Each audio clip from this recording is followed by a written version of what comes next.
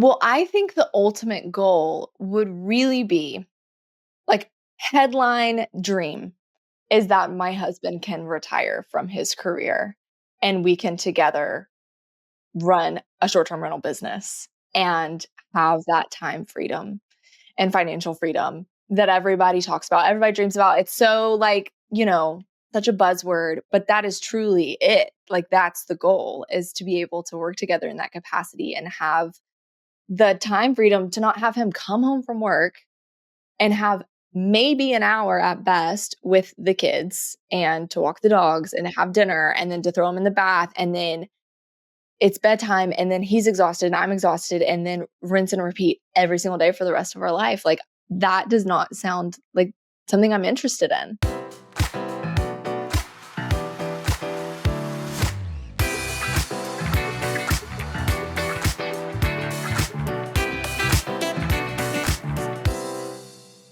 You guys are not going to believe the content in this episode with Bailie White. One, she is so accomplished. She's built 7-figure businesses, left 7-figure businesses, and now is an established podcast host, a workshop facilitator, an author. Her podcast is called Your Brand of Beautiful, and she really encourages women to create that life and beautiful life as defined by them. So we dive into her career as a luxury travel advisor with some really interesting inside scoop there. And then we talk about how those unique giftings and talents could be used in the short-term rental space. And I did some live coaching with her. If you've ever wondered what it's like to work with me and kind of take your dreams, your vision, and like put it into a roadmap, this is the episode for you. Let's dive in. Bailie, thank you so much for joining us today. I've been looking forward to this conversation for literally months because you have been so gracious as I have rescheduled for the flu and kids being sick and all of these other things. So we're finally here and I am just thrilled to have you on. So tell our listeners a little bit more about you and your background. And it is just so diverse and I can't wait for them to hear all about you. Yeah. So my background is in luxury travel. So I started a business pretty much fresh out the gate of of college, and dove into entrepreneurship, started up a travel agency, maybe arguably before I was quote unquote ready, but nobody's ever ready. So we could talk about that. You just have to do it. You just have to do it. You just have to put one foot in front of the other. But anyways, I did it and it took off. It was like a rocket ship. I mean, like it was so fun. And this was before children. We were just young and loving life and no kids and barely any responsibilities. And I was able to just grow this thing and pour everything I had into growing this business. And it turns out, the bigger it got, I mean, we scaled the thing. I think at the peak, it was a team of 15 women, multiple millions of dollars in annual sales, a celebrity clientele, like the whole 9 yards, right? Like it was outside looking in, pretty cool. It got to the point on the inside where it stopped fitting my life. It was a good thing that I built, it was successful. It brought joy to my life. It allowed us to travel the world. It was a good income. But it kind of became this like square peg. And then the rest of my life, who I wanted to be, the kind of person that I wanted to be in life, the human experience that I wanted, that was all a round hole. And so it's like fitting the two together became this impossible task. Like no matter how I tried to fit them, it was like I learned that I had kind of climbed up to the top of a mountain that maybe I shouldn't have been climbing in the first place. And how did you make that determination? It was honestly like a spiritual thing, to be totally honest. It was months and months of wrestling with the Lord and trying to figure out how I could have my cake and eat it too, because I loved this business. Of course I did. It's like, when you start a business, it's like your first baby. I mean, you love it and you give everything to it. And I wanted to keep it so badly. I loved all my girls. I loved the clients. I loved the work that I did. But there were also details of the job and running the company that no longer served me, no longer served my life. And so I entered into this period where I was just trying to figure out, well, how can I have both? And should I sell off, some equity in the company? And should I bring in a manager? Should I bring in a partner? I was exploring all the different options, but it just honestly came down to a moment where I really felt like the Lord was telling me, Bailie, I'm telling you to put this down completely. Kind of quit fighting me on this. And so I did. And I just, in this act of surrender, I was like, whatever this looks like, God, like, I'll put it down. And then I think, oh gosh, like within minutes, I ended up getting a text from the woman who ended up acquiring my company. And so I was able to sell the agency and leave the team of advisors that I had in good hands and my clients. And it was just a total God thing, to be totally honest with Yeah. you.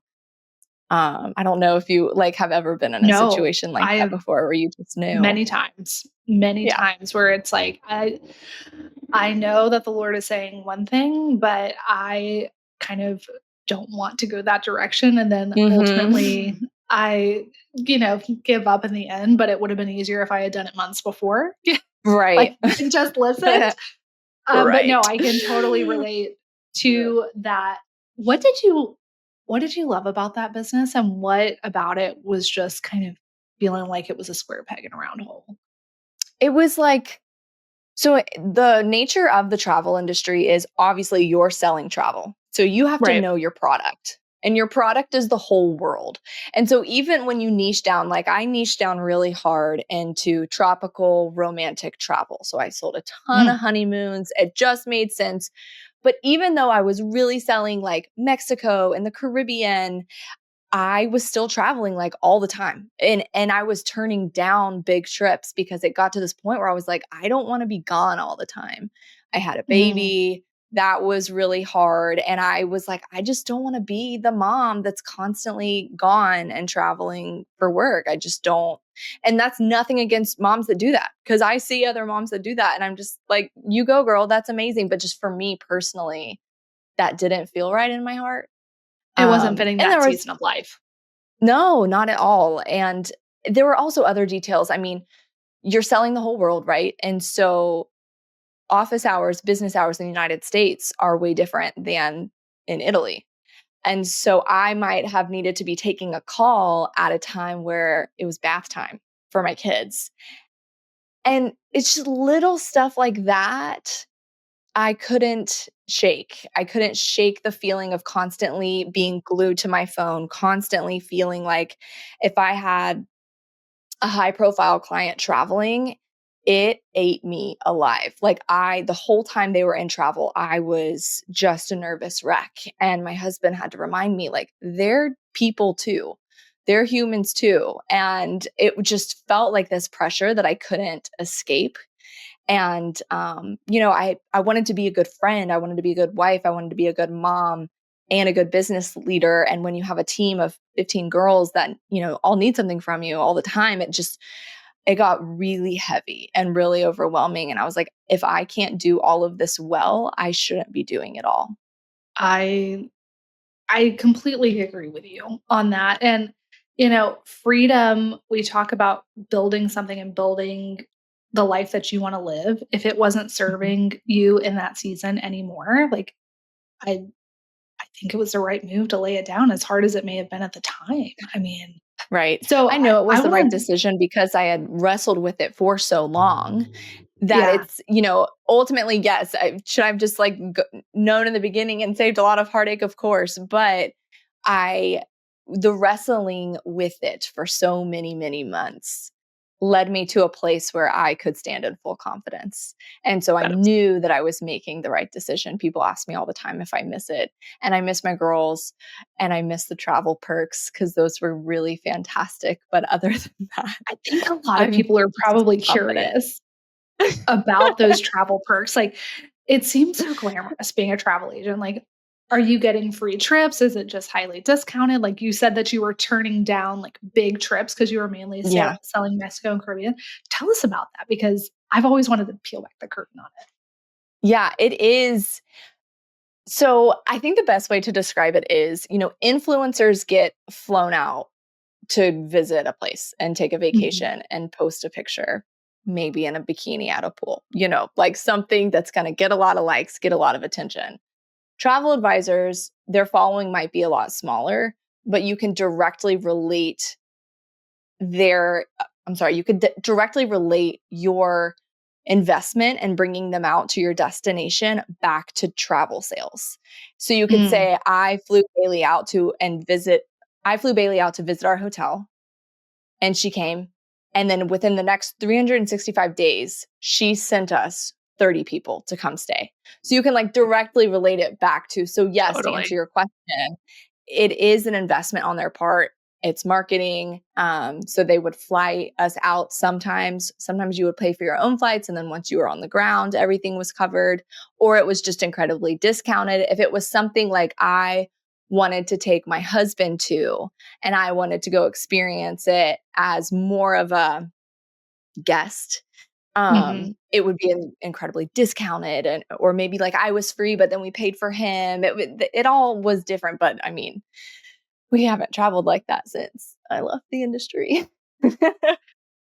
Wow. That is so interesting to Yeah, it was because I came cool. at it from the influencer space before I got into short-term rentals and, Mhm, had some hotels bring me out and create content, and it was fun and glamorous, and it felt kinda surreal, like, "Is this real life?" But, mhm, I mean, mhm, I can't even imagine as a travel advisor, like, all the trips that people are reaching out, especially if you're doing high volume of sales, like, it sounds like you mhm, were. I mean, mhm. that sounds like an incredible, incredible trip. How fun. It was. And not to mention too, a lot of the trips that were agent only, they would fly you out or bring you out and you would spend 3 days in a destination or whatever that looked like. And you were also with a bunch of other travel agents or advisors from across the United States. And so you got to meet a lot of really cool people and have these unique experiences with who in the beginning maybe they were total strangers, but by the end of the trip you guys are best friends, and getting to do that like over and over and over again. It was just like so cool to get to meet people from different backgrounds and different cultures, and it was just like one of the best times of my whole life. It was great for that season, but then it got to that point where it just no longer served me. So what are you doing now? Talk to us about what that has evolved into. Yeah. So after I sold, I had no idea what I was going to do next. And I just took a second to like decompress. And eventually, after I slowed down enough, after I got quiet enough and just like regrounded myself, I started to hear little whispers and ideas and thoughts of maybe getting into public speaking. And that's what I ended up doing. So now I am a public speaker and I'll go around and I speak to primarily sorority girls.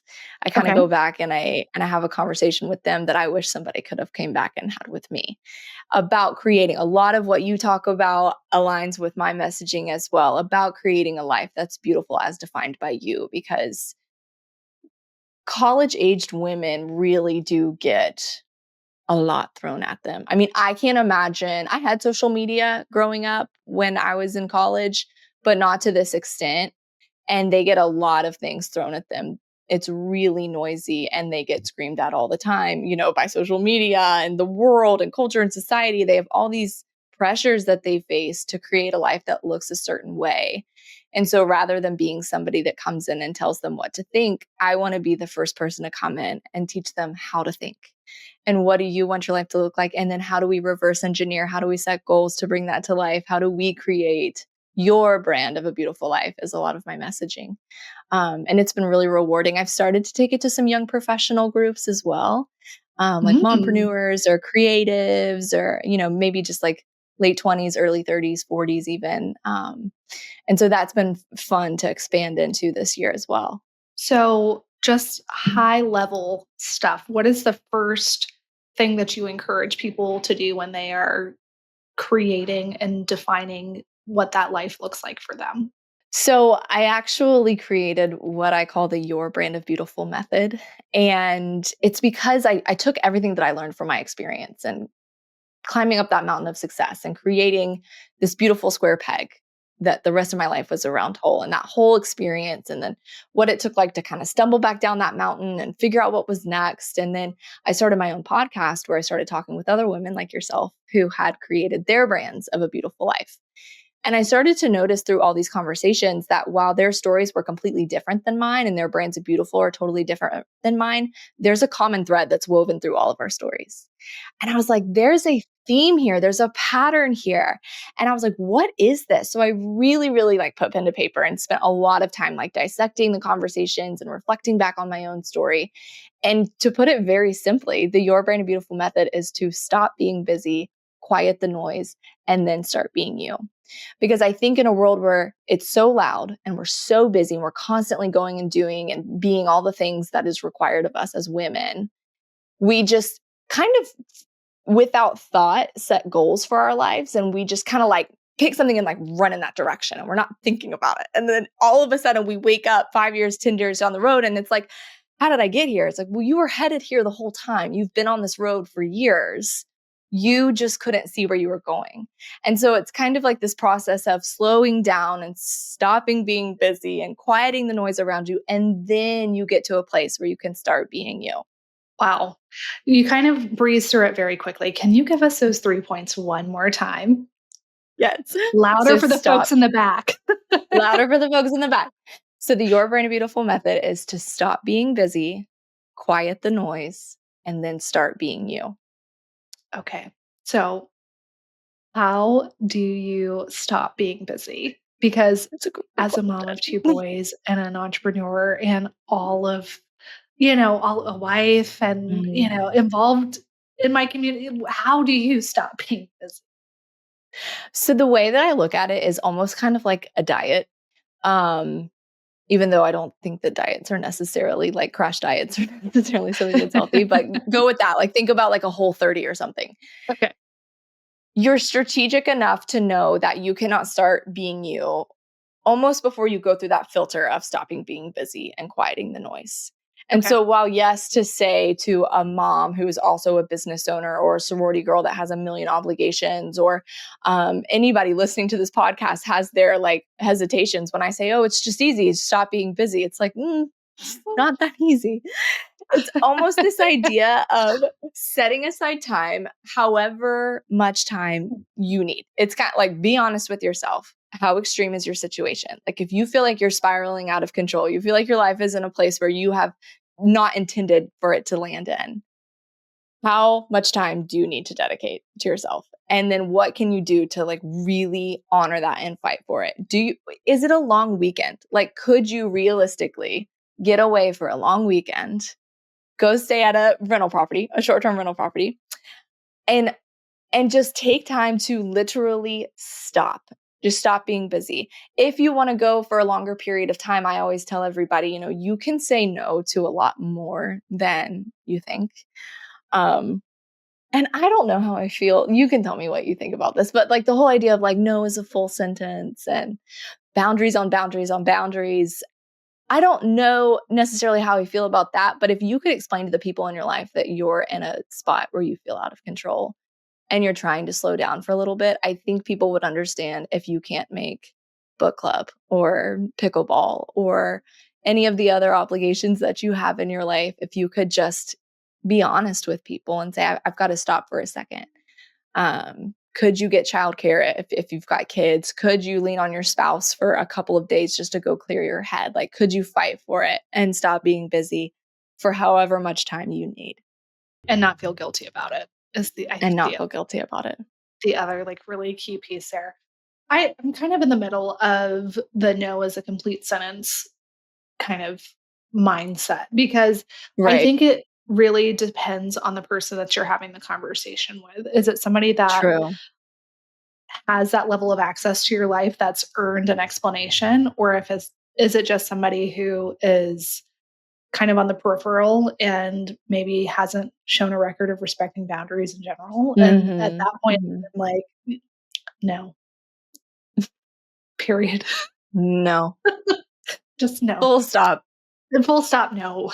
Um, so I think that's a great thought. And sometimes it just takes a moment. And That's why I wasn't even intending to talk about this today, but it's fitting because we planned an entire retreat around that. So we have our Accelerate Your STR retreat in Costa Rica, but it's based on this idea of a pause in life, getting out of the Ugh. daily grind, um, taking some time to reset and focus on the bigger why and the bigger picture of why you got into short term rentals to begin with, and Mhm. setting your intention for your life and your business and the legacy that you want to leave behind. Mhm.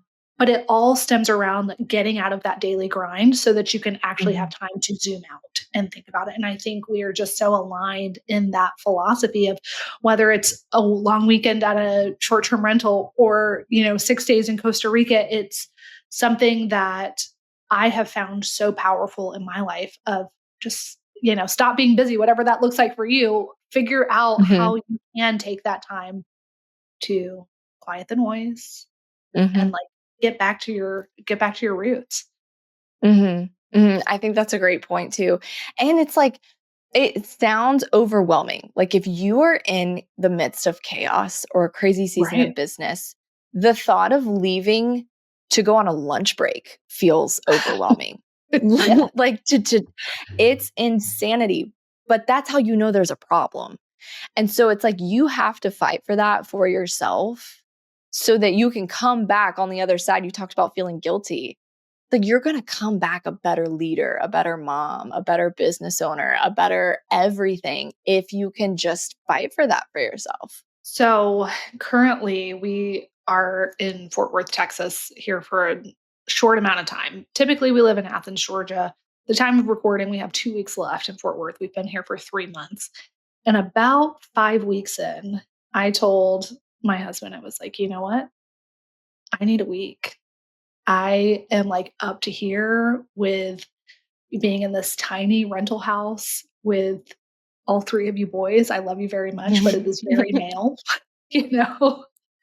And I need to go home. I need to sleep in my bed, take a bath in my bathtub that actually fits my body, and I need a moment. And it it was life-changing, honestly. I mean, to just reset to myself, not have to answer a million questions when I got done with the office, and, I came back a new woman. So, I Yes. can fully attest to this, just fight for it. Take a moment because Yes. I was about to fight somebody if I didn't fight for my moment. See, So, it works. it works. I can attest your methodology works. So we've we've chatted before about just taking all of your life experience, your zone of genius, and kind of seeing where it leads you in your next season. And so offline, Bailey and I were having a conversation about she was actually it was in the podcast that I was on her show. She was like, Yep. I kind of think I might want a short-term rental. And with all of your extensive travel background and all of that you do, you love hosting, why don't you? And so we kind of decided to take the rest of this episode and let you guys see what it's like for me to pour into her situation, kind of dig into her zone of genius and past experience, and see what it's like on a roadmap call of sorts to try and figure out if it is a good fit for Bailey and her family currently, how it could work for them to get into short term rentals, and just kind of a next step moving forward. So, are you ready? I'm so ready. This feels like a gift to me to be able to go through this process with you. Because it is something that I have always thought I would enjoy. And I can tell you, like, well, obviously the travel background. I enjoy hospitality. I have stayed in a gazillion, bazillion hotels and villas. And so I feel like I have such a wide variety of experience as a consumer staying at Totally. a location, not to mention like Airbnb and stuff like that we've done on our own. But I also love home decor. We've flipped houses, like we flipped a house before. And I'm just like, we have all these like skill sets. they're begging to be used. They need us to get into the short-term rental Yes. game. You were made to be a short-term rental Made for host. this. I mean, Oh, I so just wanna do it. what are if, money wasn't an object, what is your ultimate goal for starting a short-term rental business? Would it I can give you some examples unless you already have them ready to go. Well, I think the ultimate goal would really be, like, headline dream is that my husband can retire from his career and we can together run a short-term rental business and have that time freedom and financial freedom that everybody talks about, everybody dreams about. It's so like, such a buzzword, but that is truly it. Like that's the goal is to be able to work together in that capacity and have the time freedom to not have him come home from work and have maybe an hour at best with the kids and to walk the dogs and have dinner and then to throw him in the bath and then it's bedtime and then he's exhausted and I'm exhausted and then rinse and repeat every single day for the rest of our life. Like that does not sound like something I'm interested in. I was in that exact scenario at the dinner table saying, something has got to give. And so I relate to that wholeheartedly. And my first question would be if that is the ultimate goal, and you don't necessarily have to air your financial laundry here, but the next Let me step that pull I up my would dictionary.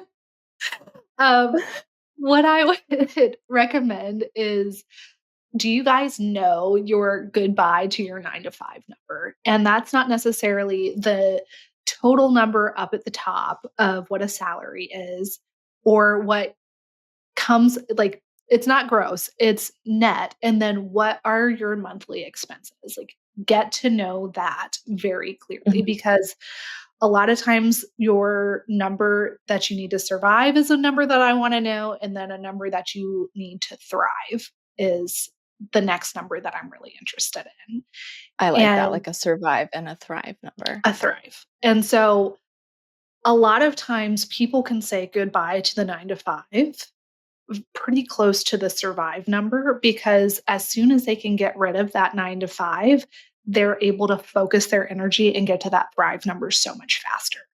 It's Mm, that kind of messy middle area where you are trying to grow the short term rental business while juggling the 9 to 5. That part of like, you only have an hour in the evening and I call it the messy middle. That part gets right. really hard. And the sooner we can understand what that survive number is and get out of the 9 to 5 in a way that's safe and comfortable for your family, the faster you just get to that thrive number and beyond. So is the idea to get basically like a nest egg? I've heard people call it a F it fund. Like if you just wanted to say like F it to your job. I love that. I might I start love it using too. it. But a nest, we'll say nest egg.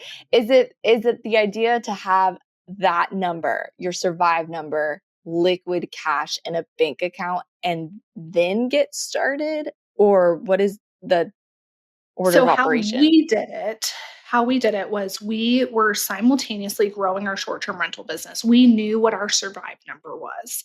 And Mhm. when we started to get close to that, we took our 9 to 5 salary, John's 9 to 5 salary, and we did it for 6 months. We lived off of our short-term rental income and we banked the 9 to 5 because Okay. as an entrepreneur, as a short-term rental host, the money fluctuates, and that's hard for people who are used to the same amount in the bank account every 2 weeks. And so Mhm. we had to reprogram our mind of what it was like to live off of a number that fluctuated.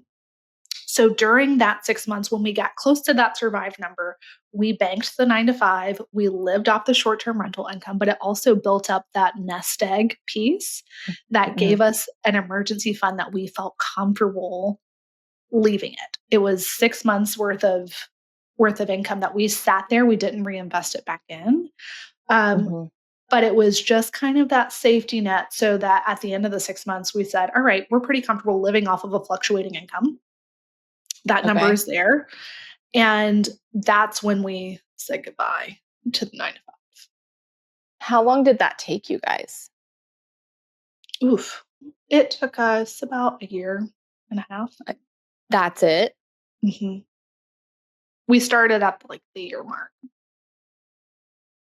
So for those 6 months. how much cash do you have to get your first property?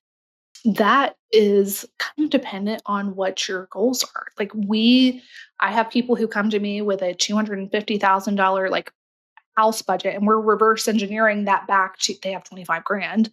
They wanna do a 10% down second home loan, and that's what their budget is. I have people all the way up to millions of dollars in a budget, and we tailor our coaching to your financial situation. So it's more of a, hey, how much do you feel comfortable allocating towards this first deal? Okay. So, like, if we had $25,000 in liquid Mhm. cash and I just said, "Okay, I have $25,000 to spend.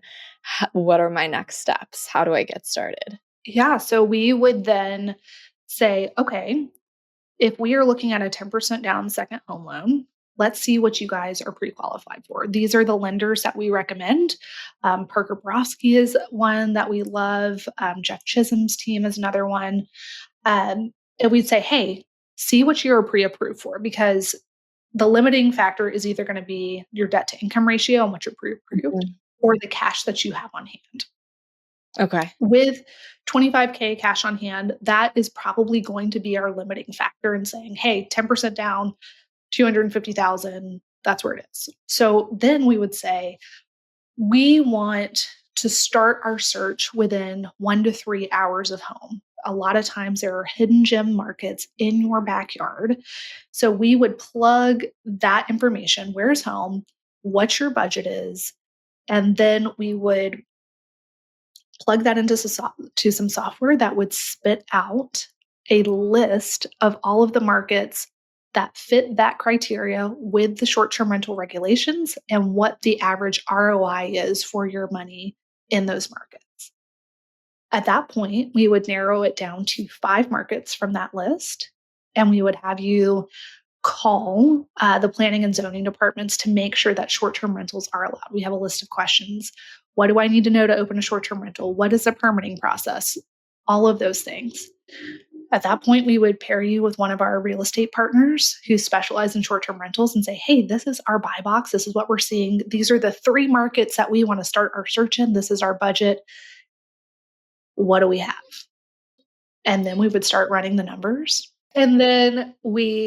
Um, and then we start our search. And then our team is there helping you run the numbers. Our goal is for you to be cash flowing at least $1,500 to $2,000 a month. And then when we know what that survive or that goodbye to the 9 to 5 number is, if we're cash flowing $1,500 to $2,000 a month, we know exactly how many properties that we need to get to that. Mm. So, when it comes to I guess let's go back to, like, the destination piece, because I also feel like we're in a really unique market. So we live in a little small town suburb outside of Savannah, Georgia. So within driving distance of us, we have St. Simons, Tybee, Hilton Head, downtown Savannah. Am I crazy to think that we could just hit a bunch of rental properties just all in the surrounding areas? Like, or do you Not at all. think people should diversify more and, like, be way out? That's completely up to you. So we started with, okay, our first property was in Athens, Georgia. Our second property was in Blue Ridge, Georgia. Number 3, 4, 5 were back in Athens. So I love it's 2 schools of thought.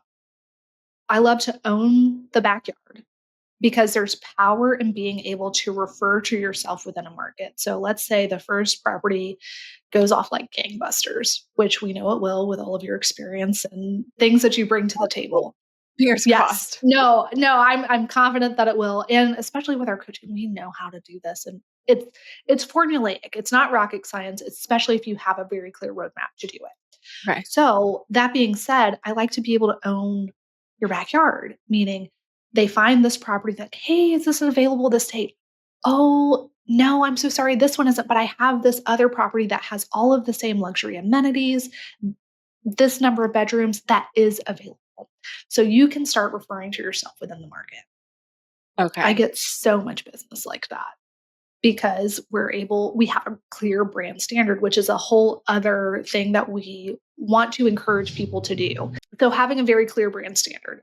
If somebody stays at one of my properties, they are going to get the same organic cotton linens, the same bed, the same, and when I say bed, it's the same mattress, the same coffee setup. So they know what to expect at my properties. And that's why when I say we have a very clear standard of what your properties have, you can refer equally among them and say, hey, it's the exact same amenities at these properties. So there's a school of thought to own your backyard and be able to refer yourself, but then there's also the school of thought of having offsetting high seasons. Meaning, if your high season is in the summer, like it would be in Savannah, going to a market that has a winter high season so that your cash flow kind of offsets each other and you're not everything is in the low season as far as travel goes at the same time. That makes sense. I didn't even think Mhm. about that as far as okay. So so All of my so properties have low seasons at the exact same time. So oh, uh, that's fun. it is. But I guess But that's we the time that also, you could go in and do, like, updates or cleaning or anything like that. I mean, you could almost just plan your calendar year around that. well, we say low season is grow season. So that is when we make property updates. We also teach to a hybrid model of short term and midterm. So that's when we get like traveling professionals in for 1 to 2 months at a time. We're a lot more competitive on, nurses coming in, hey, will you work with us on rates? Yes, we're protecting our profit in that low season and we're much more willing to do that. Also, we get insurance stays in because the low season is when it's cold. We get people all the time whose pipes burst in their house. They are doing renovations, they need it for a longer amount of time, and we're much more willing to work with people on that type of stay in that lower season. If you ask me during football season, I'm saying, you're going to pay for it. Yeah. House No. hands essentially. Okay, so I come to you and I'm like, "I am pre-approved." Now, is the pre-approval process different for a second home? So the key is to work with a lender who understands it and who Okay. specializes in short-term rentals. That's why we have our list of lenders that we give folks and say, hey, Parker says herself, she's coined the phrase, don't DIY your DTI, so your debt to income ratio. Come Okay. to her because she specializes in short term rentals. A lot of times they'll take into account that rental income and they can get really creative with how they're financing it, whether it's based on the revenue of the property or if you're going to use your 9 to 5 income. And I say try to do the 10% down second home loan, which is qualified personally while you have a 9 to 5 to work on.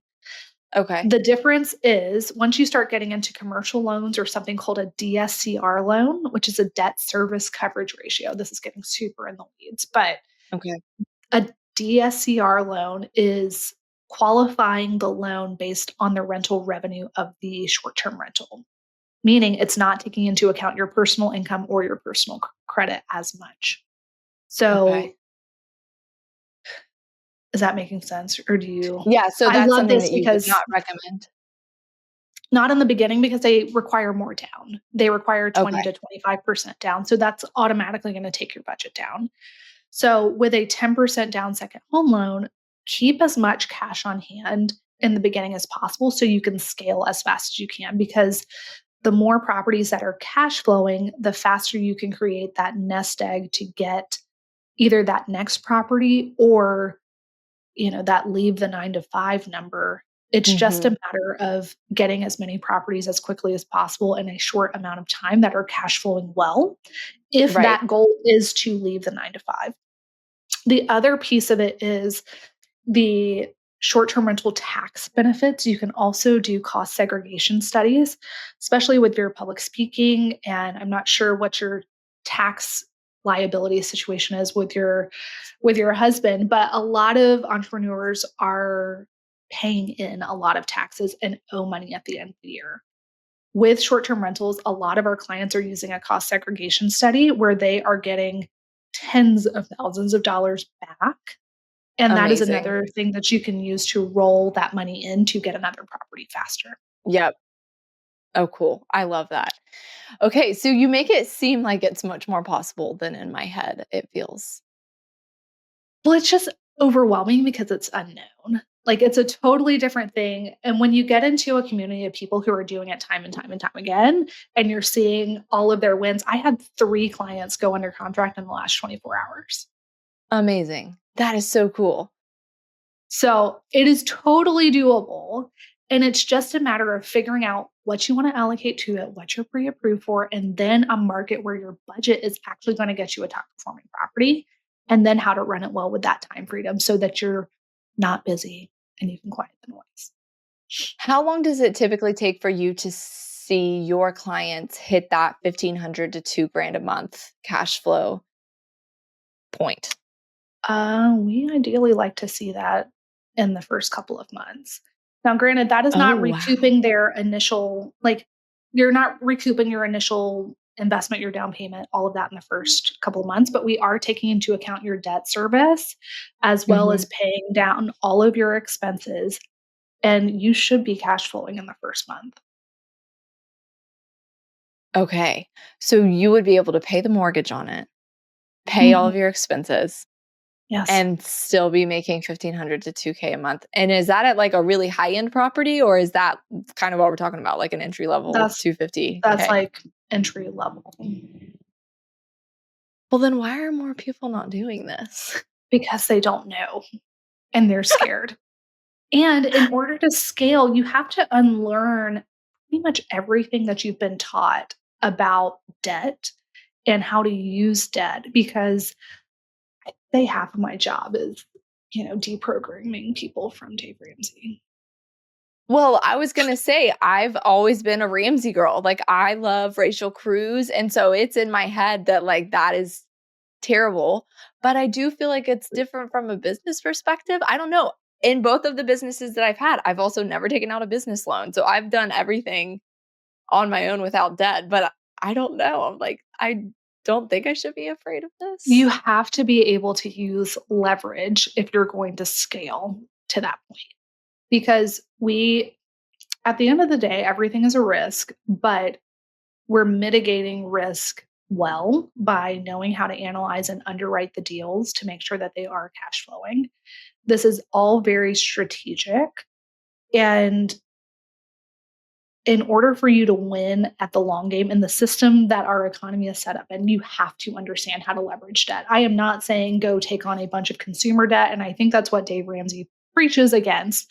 And I am with Right. him 1,000%.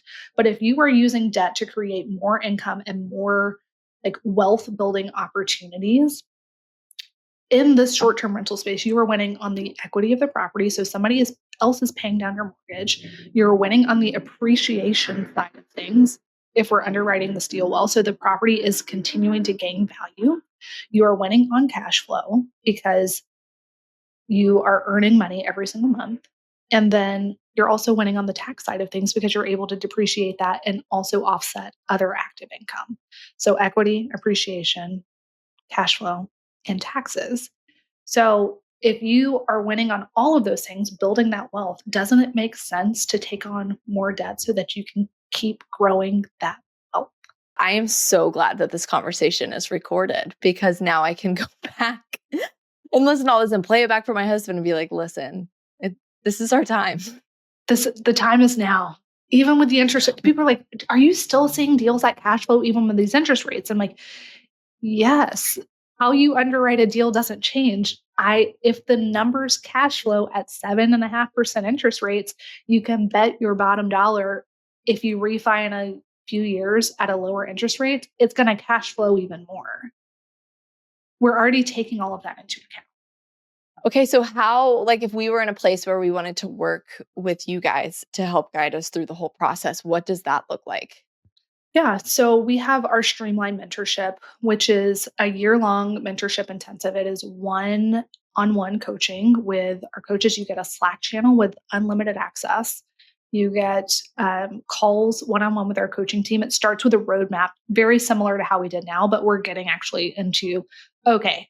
What are you making? What's your cash on hand? Like, Right. we're getting into the weeds of your financial situation that I did not want to air in front of, all of Right. podcast um, world. But then we create that exact roadmap and lead you through those steps.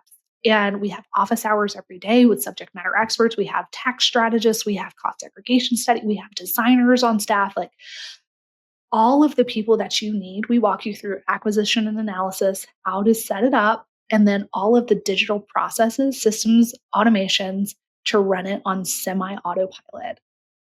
And we take you through from zero to hero. So, Well, what a next how step much would be does it would we get cost on the to call? work? How much does it I'm cost to work with your team? Am I allowed to ask that on this I podcast? will I will say hop on a call with my sales team. I will tell you after this call because I Okay. don't want to lock us in because prices do change throughout the year. And Do if change. this is You're what you so right. so I don't I want to lock forgot that us this is into like being that. recorded for everybody else to listen to. I'm like so in this conversation. I'm like Oh ready to yes. go. Ready to go. I will absolutely tell you not recorded because we do change prices every few months and are typically on a wait list for folks. But if you want that help, it is our mission to help other families achieve the same thing because you're right. Why aren't more people doing this? Right. If you have Right. the answer, like it just makes so much sense for so many people. Well, this has been so exciting. I wasn't expecting to be able to have this conversation with you, but honestly, like, this is the highlight of my whole week. I'm so happy that I got the chance to have this talk with you. Well, thank you for being an example for folks and kind of being willing to walk through that process. I think what is so amazing to see is how people take their own unique giftings and talents and bring it to this business and really thrive. And I know that you have so many skills that would just make you an amazing host. So, Thank you so much. I appreciate that. I do have the interest. I feel like I have the background. I feel as if we're in a great spot, like geographically living outside of yes, Savannah. Honestly, the stars are aligning and we just need to pull the trigger and do we it. just need to pull the trigger. So, thank you for, all of that. But we ask people the same question every time. And I want to make sure that we get this question out for you. What is a time in your life that change has brought an unexpected opportunity? That change has brought an unexpected opportunity. I would say, remember when this will bring our conversation full circle. Remember when I told you I started my travel agency arguably before I was ready? Yes. So at the time, I got my start in the industry. I was working as essentially someone else's assistant, and she owned her own business. She was a Mm, luxury travel advisor, and she was amazing. And I got to learn from her and grow under her leadership and all of the things. And then my husband, his job moved us to Michigan, and so that was a huge change. And I mean, I think we found out before Thanksgiving that year, and we were in our new house at Christmas. And so we moved from Nashville to Michigan kind of unexpectedly, really fast. And it got to the point where working for this woman, it didn't make sense remotely, different mm, time zones. It just like wasn't panning out. But I didn't want to lose this new passion that I had found in travel. And so that's when I was like, well, why not just try to do it on my own? And that was so unexpected. And I didn't think that that was in the cards for me at that time and place, but it was. And I mean, it just set my life on the trajectory that it went down. And I wouldn't be where I am today without it. I love that you just went for it. Sometimes you just gotta make the move and take the jump, even if you don't feel like you're ready. And it obviously served you well for many years until it didn't. And then you made another Right. change. So thank you for sharing that. Tell folks where they can find you. You're so inspiring. And I think so many people will resonate with what you're sharing.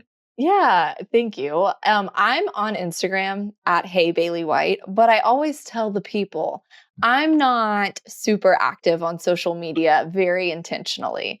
I've just learned that that's a boundary in my own life that I try to honor. I'm not my best self, but I'm constantly trying to crank out content. I just kind of like to keep it light and fun and share a little bit of my personal life. But you can find out more about me too on my website, bailiewhite.com. And I am pretty active on, I'm sorry, my dog just shook right in the microphone. This is real life here. I'm also pretty active on a newsletter. So you could sign up for my newsletter on my website, bailiewhite.com.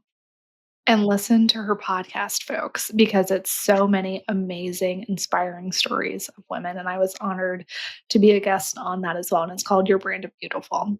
Yes, thank you for mentioning that. You can download, I don't know how many episodes we have now, but that's just been such a fun project and an extension of my speaking brand is the podcast. And so, yes, we're in the middle of a season right now. I don't know when this episode will air, but you can find us on anywhere you stream podcasts. And it's just the Your Brand of Beautiful podcast. And it's a lot of conversations like this one. So come and hang with us there. Love it. Well, Bailie, thank you so much. And I can't wait to see you in the coaching community. I'm so excited.